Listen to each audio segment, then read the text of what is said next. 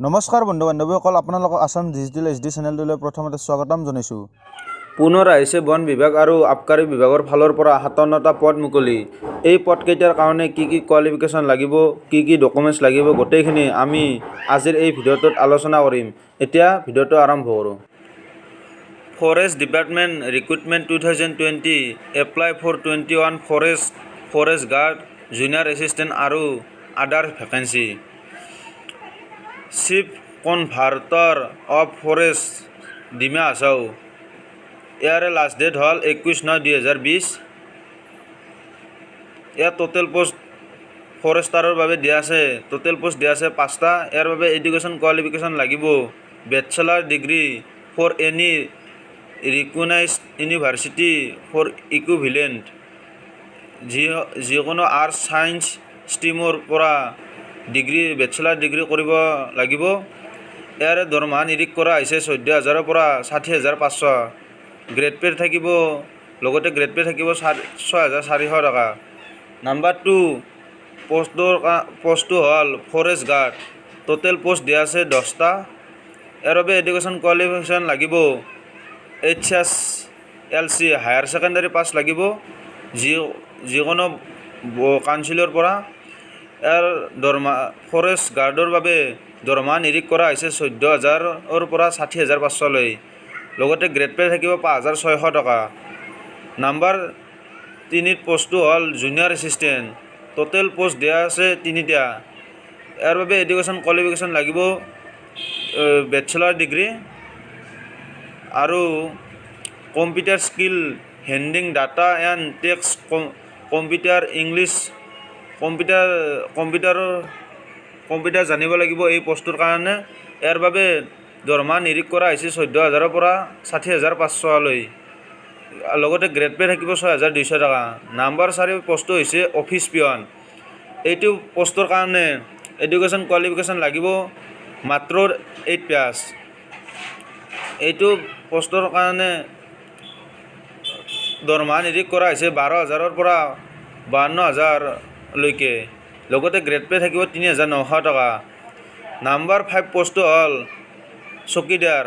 Total post দিয়া আছে মাত্ৰ এটা। ইয়াৰ বাবে এডুকেশ্যন কোৱালিফিকেশ্যন লাগিব 8 পাছ, 10 পাছ হ'লে হ'ব, 8 পাছৰ ওপৰত হ'লে হ'ল। টোটেল পোষ্ট দৰমহা নিৰীক্ষণ কৰা হৈছে 12,000ৰ পৰা 52,000লৈ। লগতে গ্ৰেড পে থাকিব 3900। এজ লিমিটটো হ'ল এই পোষ্টকেইটাৰ কাৰণে এজ লিমিট হ'ল 18 বছৰৰ পৰা 40 বছৰলৈকে। 18 বছৰৰ পৰা 40 বছৰ। আৰু SC আৰু STৰ কাৰণে 5 বছৰ এজ ৰিলেক্সন দিয়া হৈছে। OBC আৰু MOBCৰ বাবে 3 বছৰ এজ ৰিলেক্সন দিয়া হৈছে। এই পোষ্টকেইটাৰ কাৰণে চিলেকশ্যন প্ৰচেছ হ'ল ফৰেষ্টাৰ আৰু ফৰেষ্ট গাৰ্ডৰ বাবে চিলেকশ্যন প্ৰচেছ হ'ল ৰিটেন টেষ্ট, জেনেৰেল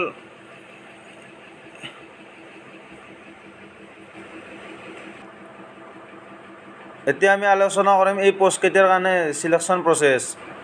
ফৰেষ্ট আৰু ফৰেষ্ট গাৰ্ডৰ কাৰণে চিলেকশ্যন প্ৰচেছ হ'ল ফিজিকেল ফিটনেছ টেষ্ট হ'ব, ৰিটেন টেষ্ট হ'ব, 2 ঘণ্টাৰ ৰিটেন টেষ্ট হ'ব, জেনেৰেল নলেজ, জেনেৰেল ইংলিছ এনেকুৱাকৈ ৰিটেন টেষ্ট হ'ব।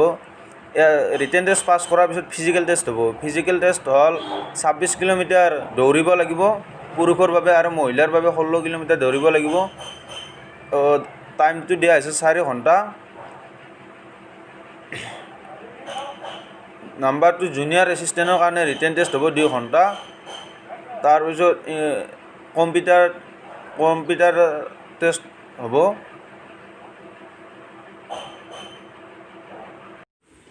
Excise department Assam recruitment 2020 apply online for 34 grade 3 post.